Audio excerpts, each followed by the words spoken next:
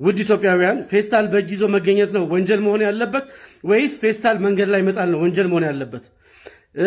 ቱቦችን እየዘጋ ያለው የሃይላንድ ፕላስቲክ ነው ወይስ ፌስታል ነው? ስለዚህ የወጣውን አዋጅ ለማሻሻል ይረዳን ዘንድ ይህ መልእክት ለመንግስት አካላት እንዲደርስ ፎሎ እና ኮፒ ሊንክ ሼር አድርጉልኝ። ጠበቃና የህግ አማካሪ ኤፍሬም ተካልኝ ነኝ። ይኸው ምንድነው ሰሞኑን የወጣው አዋጅ ፌስታል በእጅ ይዞ መገኘት እስከ 2000 ብር ያስቀጣል፣ ከ2000 እስከ 5000 ብር ያስቀጣል ይላል። ስለዚህ በዚህ ላይ ያለኝ የህግ ምልከታ የራሴን አስተያየት ልሰጣችሁ ወዳለሁ። ይኸው ምንድነው ብዙ ሸቀጦች ገበያም ሲኬድ በሱቅም በየትም ቦታ እቃ የሚሸጠው በፌስታል ነው። ብዙ እቃዎች ደግሞ በባህሪያቸው በፌስታል ነው መያዝ የሚችሉት።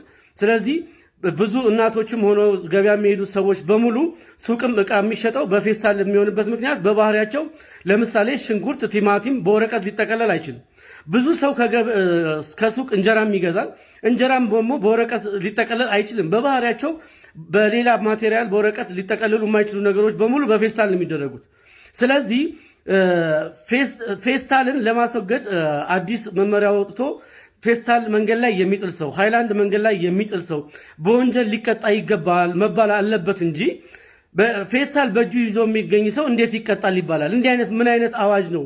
የተወካዮች ምክር ቤት ያላችሁ ሰዎችስ እንዴት በሙሉ ድምፅ አጸደቃችሁት? ስለዚህ ለአተገባበር ለአፈጻጸም የሚያስቸግር አዋጅ ስለሆነ ሳይተገበር ሳይታተም አዋጁ ቆም ብላችሁ ልታስቡበት ይገባል። ሌላው ፋብሪካዎቹ ፌስታል የሚያመርቱ ፋብሪካዎች በስራቸው ብዙ ሰራተኞችን ያስተዳድሩ አሉ። እነዚህ ሰዎች ብዙ ህዝብ ነው ራሳቸው እርስ በርስ ብዙ ሰው የሚያስተዳድሩት። ስለዚህ ለነሱስ ምን ታስቧል? ለነሱስ የጊዜ ገደብ ተሰጥቶ ወደ ሌላ ምርት እንዲሄዱ መሸጋገሪያ ጊዜ ሊሰጣቸው አይገባም ወይ? ምክንያቱም ለምሳሌ ከሌሎች ሀገራት ከኬንያ እንኳን ተሞክሮ ቢወሰድ ቢያንስ ቀድሞ የአመታት ጊዜ ተሰጥቷቸው አስቡበት ወደዚህ አይነት ምርት ሊኬድ ነው ይባላል እንጂ እንዴት በአንድ ጊዜ አዋጅ በፌስታል በእጁ የያዘ ሰው 2000 እስከ 5000 ብር ሊቀጣ ይገባል ይባላል? ያ መክፈል ያልቻለ ሰው ሊታሰር ነው ወይ?